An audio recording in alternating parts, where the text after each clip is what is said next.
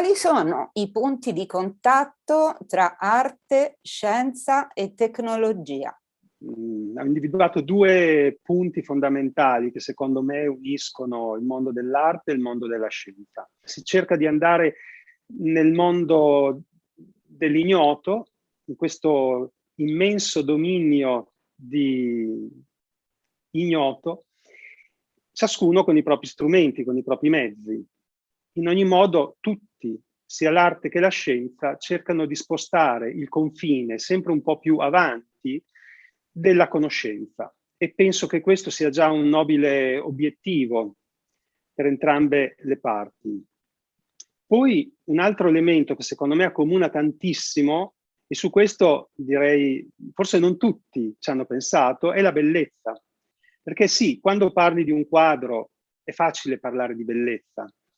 Quando parli di una formula, di un'equazione, è molto più difficile. Ma non è che l'idea è venuta a me, voglio dire, grandi uomini, grandi scienziati hanno parlato di bellezza in contesti puramente matematici o puramente fisici. Un nome, secondo me, che mi piace citare, primo fra tutti, è Paul Dirac. È stato uno dei padri della meccanica quantistica, un premio Nobel nel 1933 per i suoi diciamo, contributi alla meccanica quantistica insieme a Schrödinger. E lui cosa diceva? Lui vedeva il bello in tutto, vedeva il bello nelle equazioni, addirittura è arrivato a dire, a scrivere nelle sue opere, che una teoria scientifica doveva avere, diciamo, come segnale, come indicatore, proprio la bellezza delle equazioni che proponeva. Quindi diceva, nel dubbio scegliete la via più bella. I grandi scienziati hanno sempre parlato anche di intuizione, e l'intuizione è un altro punto che forse accomuna, toglierei anche il forse, arte e scienza. Quindi per riassumere, sì, io direi arte e scienza hanno in comune la ricerca, la bellezza e l'intuizione. E l'intuizione è uno strumento potentissimo se usato bene, se usato nel modo giusto, per espandere il dominio della conoscenza, per portare su questa terra qualcosa di nuovo. Parlaci del tuo ambito di ricerca e dei tuoi progetti. L'ambito di ricerca parte di qua, e già qui siamo avanti. In ogni modo, questo era un momento, parlo del inizi, 2010, 12, 14. Questi anni sono stati molto dedicati alla ricerca sui 4 elementi. Qui vedete c'è terra, c'è fuoco, poi c'è questo oro che si vede qui, e l'oro è un po' la quintessenza, diciamo, la quintessenza associata ai famosi 4 elementi. Ma ho fatto anche altre opere su terra, acqua, aria, fuoco, li ho usati un po' tutti. A un certo punto, qui vedete il presente è legato sì all'aria, all'elemento aria, ma a qualcosa che è più cosmico. Le prime opere erano più terrene o terrestri, le opere attuali si rivolgono di più allo spazio, al cosmo, e questa è una supernova. Supernova nel 2017 ho cominciato a lavorare sui concetti appunto cosmici, ma non solo perché la scienza è tornata per vari motivi.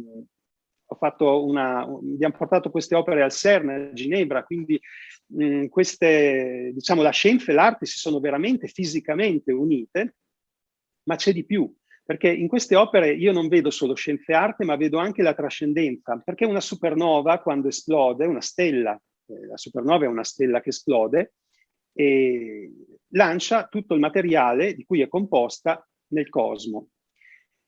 La stella muore, ma è anche vero che piano piano il materiale si riaddensa, si riaggrega con tempi ovviamente cosmici, ma dà origine a pianeti e a nuove stelle. Quindi è un simbolo quest'opera, questa serie che ho fatto, di ciclicità del cosmo, di morte e rinascita. È lì che io vedo questa trasformazione, eterna danza del cosmo. Da questo punto il mio lavoro artistico si è sviluppato per arrivare a un secondo punto, quello dei multiversi. I multiversi sono delle teorie al momento, perché nessuno ha la prova che il multiverso esista, il fatto che potrebbero esserci, come ci sono più stelle, più galassie, potrebbero esserci anche più universi. E quest'idea mi ha molto affascinato, tanto più che viene da un passato remoto. Nei Veda viene citato la possibilità di molti universi, ma ne parlava già nel 1500 Giordano Bruno, per esempio. Quindi è un tema che non è moderno o contemporaneo, è un tema che trova le radici già nel suo passato.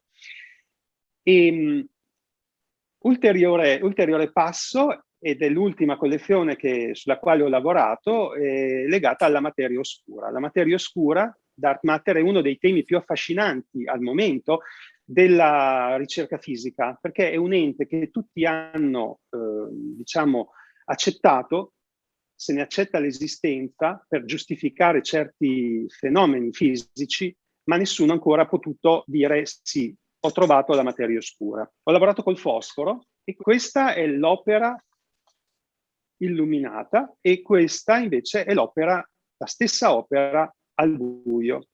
Quando noi guardiamo un'opera, qualunque opera, siamo abituati che per vedere abbiamo bisogno di luce e quindi se non vedi qualcosa, se non vedi la fosforescenza, dici metti più luce, aumenta la luce, perché per vedere questo è il paradigma.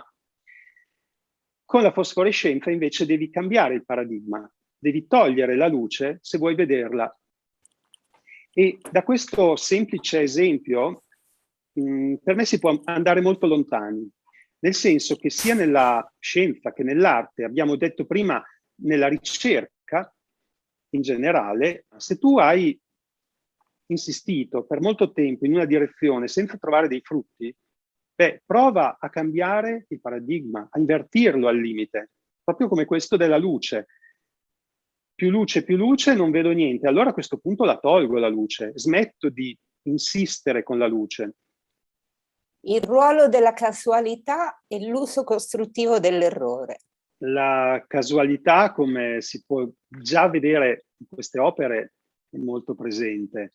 Quando tu guardi l'universo è un mare di ordine e disordine. Una stella che brucia è molto più ordinata di una stella che esplode. Però, come dicevamo prima, con la supernova, questa è la supernova, la stella che esplode, beh, questo materiale si riaggrega con tempi cosmici sempre e forma stelle e pianeti. Quindi, ad esempio, in quest'opera si vedono dei puntini dorati, no? Potrebbero essere delle stelle, sono nate o che nasceranno dalla grande esplosione. Quindi l'universo è sempre fatto di ordine e disordine ed è anche questa un'eterna danza, una ciclicità che mi piace ribadire. Ma la vita stessa, tu programmi certe cose, ma la complessità della vita ti impedisce che queste cose si realizzino esattamente come le hai programmate. Quindi ordine e disordine, aumento, diminuzione di entropia, ciclicità del cosmo, tutti questi elementi io cerco di metterli nelle mie opere proprio alternando un po' di ordine e un po' di disordine, perché il cosmo è fatto sì di disordine, come puoi vedere la supernova che esplode, ma tutto ciò è regolato da leggi fisiche, leggi che puoi scrivere tramite un'equazione in molti casi. E allora chi ha scritto questo ordine? Chi ha fatto questo ordine? Beh, io a volte penso anche a qualcosa che ci trascende o qualcuno che ci trascende. Poi puoi parlare di Dio, puoi parlare... Io rimango sempre molto flessibile in questi ambiti. Comunque è qualcosa che non è umano. Il disordine è qualcosa che come artista è difficile da controllare, ma io lo metto volutamente. Ci sono delle parti che puoi controllare come artista, delle parti che se vuoi puoi anche lasciare libere, puoi lasciare al caso. Ad esempio, quando creo queste opere che vengono create in orizzontale, immerse nell'acqua, io posso scegliere i colori da mettere nell'opera, posso scegliere il fucsia, il rosa, il rosso, il blu, ma poi quando uso dei getti d'aria e di acqua per muovere questi colori sulla superficie, una forza centrifuga che si allontana, beh, quello che succede non posso scegliere se quella goccia di colore deve andare lì o deve andare là, quindi io mi affido al caso, che magari non è un caso, però io non lo posso controllare. E a questo aggiungerei che anche quest'opera, tu la vedi molto geometrica, molto regolare, ma il modo in cui io sono arrivato a questi materiali, quello che c'è dentro l'opera, non tanto la struttura, ma il materiale stesso, è arrivato a me tramite il caso. Il caso o l'errore.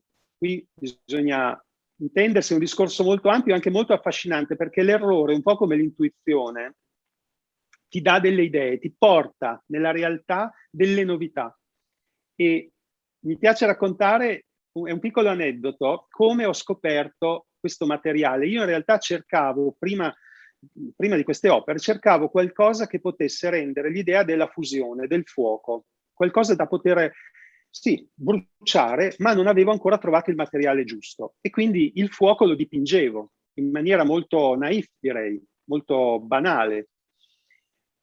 Un giorno ero vicino a Nizza, in un paesino vicino a Nizza, con degli amici e si faceva un barbecue in giardino.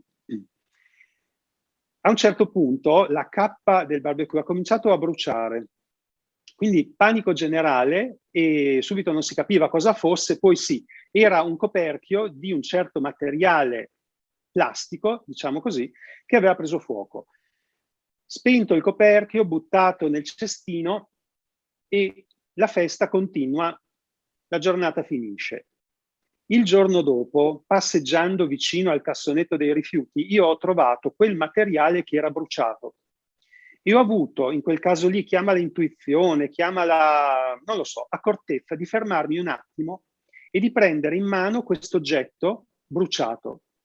E ho visto che aveva dei colori bellissimi che andavano dal nero al rosso all'arancione e aveva delle forme che erano sia morbide che rigide. Quindi era esattamente, e si lasciava manipolare anche col fuoco. Io ho provato con un accendino a lavorarlo ed era perfetto, era esattamente la cosa che da più di un anno stavo cercando. Ora, l'errore nemmeno mio, di un altro, ha prodotto un risultato che mi sto portando dietro da almeno, oggi siamo nel 2021, 10 anni, 9 anni. E questo direi è un aneddoto molto potente perché ti fa capire come l'errore a volte, se lo sai guardare, anche Pasolini diceva, quando capita un errore, conservatelo in una teca come qualcosa di prezioso, perché non capita più. Un errore è come un'intuizione, quando ti arriva, se non la cogli, se non la trasmuti e non la realizzi, se ne va, come il vento. E questo, insomma, la potenza per me del caso, usare il caso per creare, per portare novità nel mondo. Enrico Magnani è un artista conosciuto per le sue opere che integrano arte, scienza e spiritualità. Per anni è stato ricercatore scientifico nell'ambito della fusione nucleare e a un certo punto ha sentito l'esigenza di procedere nel campo dell'arte. Dopo un primo periodo figurativo è passato all'astrattismo.